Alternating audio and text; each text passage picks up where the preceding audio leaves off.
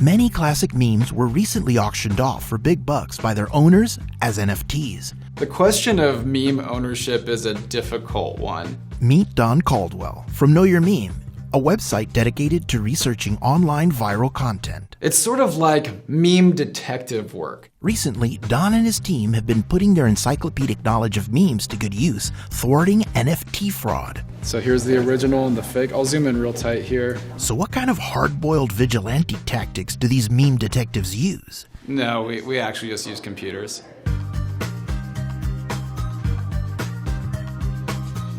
Saved onto a blockchain, NFTs, or non-fungible tokens, are minted by artists and then bought and sold online in curated markets like OpenSea, Foundation, and even at Sotheby's. NFTs are kind of like limited edition autographed virtual trading cards that allow for the tracking and monetizing of digital art such as GIFs, photos, videos, music, and yes, even memes. The first time I heard about meme NFTs was when Nyancat creator Chris Torres sold Nyancat as an NFT for approximately $600,000 at the time.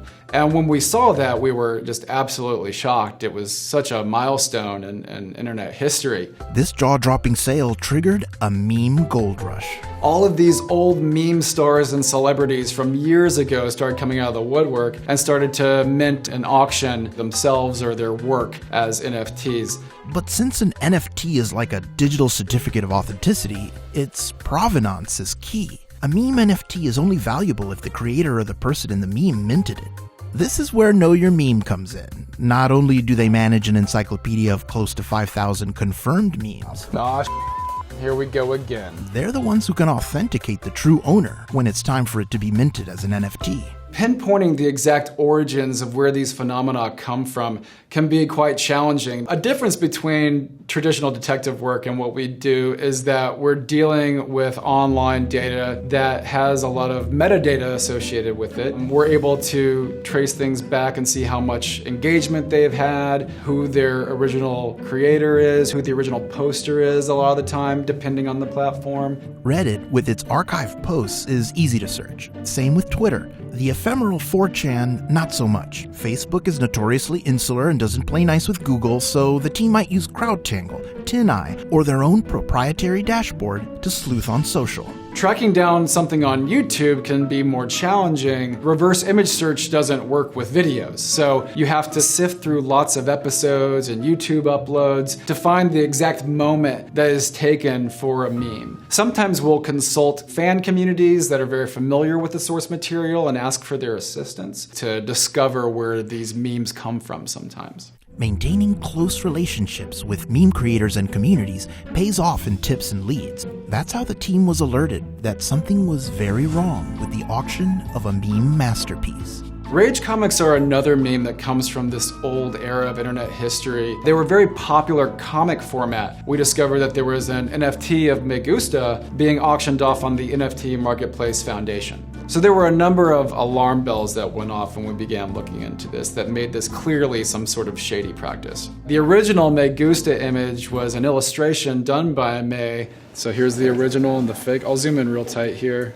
So here you have all these squiggles and the lines get really thin and there's like shading. And then over here, everything's pretty much uniform in terms of darkness, right? So you can tell that it's been vectorized. A lot of Rage comics are made in MS Paint. People will use a mouse cursor to make these faces and they're very crude, usually just black and white. It loses this kind of level of detail in order to get this super high-res version of it that's, line art made of Bezier curves. So it's kind of got all the telltale signs of a vector art recreation of a raster image. So Adobe Illustrator has a tool known as live tracing that may have been used here. It takes a raster image and it traces over it and turns it into a vector image. Simple lines and curves that can then be scaled infinitely to any resolution. But they also take away details and they take away shading. But anyone who's used it before can tell when something's been vectorized versus something that's just been illustrated. Apart from this forensic evidence, another clue was that the poser used May's dead name.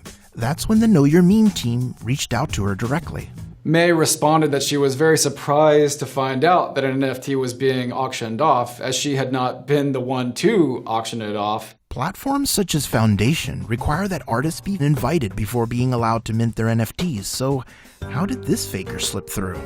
They had dug into her background, figured out that she had known certain people, and approached them acting as May in order to get their NFT minted and auctioned off. So after we realized that this was likely an imposter, we reached out to the marketplace that the NFT was being auctioned on and asked them about their vetting process and how they had determined that this was owned by the original creator. And later that day, the auction was removed. May Oswald had this piece of advice. Be careful with them meme kids. Only get your memes from trusted sources. The work of a meme detective is never done, and soon the team would receive what would become their highest profile case yet.